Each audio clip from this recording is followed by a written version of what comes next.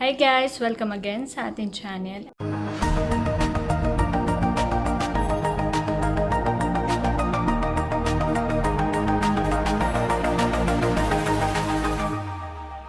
Ayan, isi-share namin sa inyo yung sabon na ginagamit namin na talagang effective na nakakatanggal ng mga pimple at iba pa.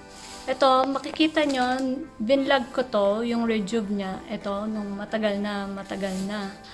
Mga 2019 o 2018 pa yan.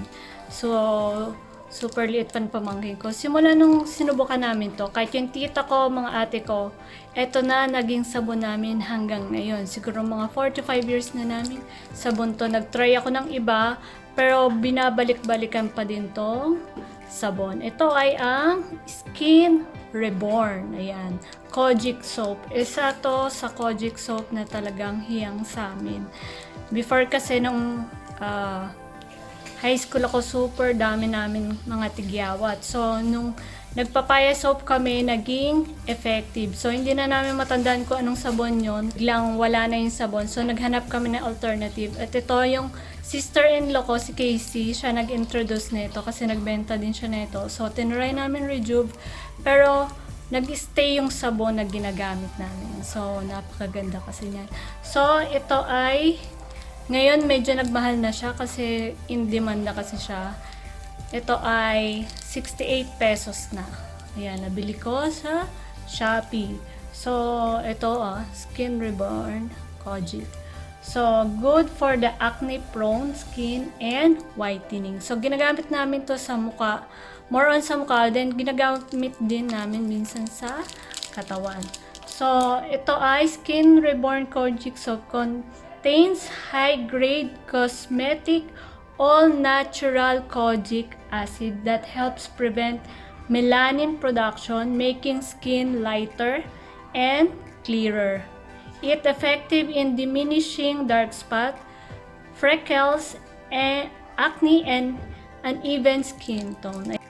Ang ingredients niya ay aqua, coconut oil, sodium hydroxide, glycerin, kojic acid, papaya extract, and orange oil. Ayan, makikita nyo naman sa face natin.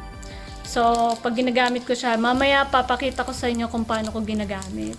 So, nagsasabon ako hanggang mabula. Tapos, ililib ko siya ng mga 2 minutes. Habang nagsasabon ako sa katawan, nakababad sa face. Tapos, saka ko babanlawan pagkatapos ko magsabon sa katawan. So, i-slice natin to na parang cheese para hindi mabilis maubos kasi medyo mabilis siyang matunaw. Kaya wag nyong iiwan sa may basa. So, let's go! At i-try na ulit natin. Papakita ko sa inyo kung paano ko ginagamit. Let's go! Ayan, ito pala ay 150 grams. Ayan, super laki niya. Kaya sulit sa 68 pesos. Dati 50 plus lang to eh. Ngayon 60 na, papunta ng 70.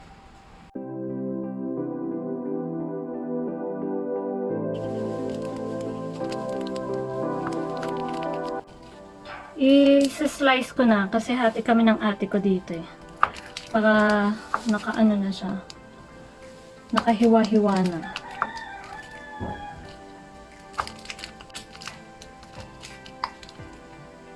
Pakakukunin na lang namin anytime.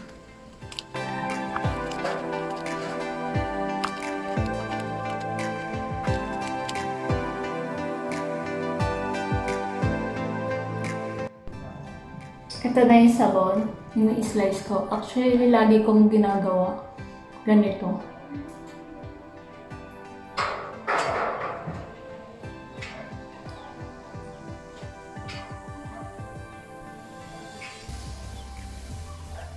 Sa kilikili. Laglag. Sa kilikili. Tapos, konti lang sa katawan.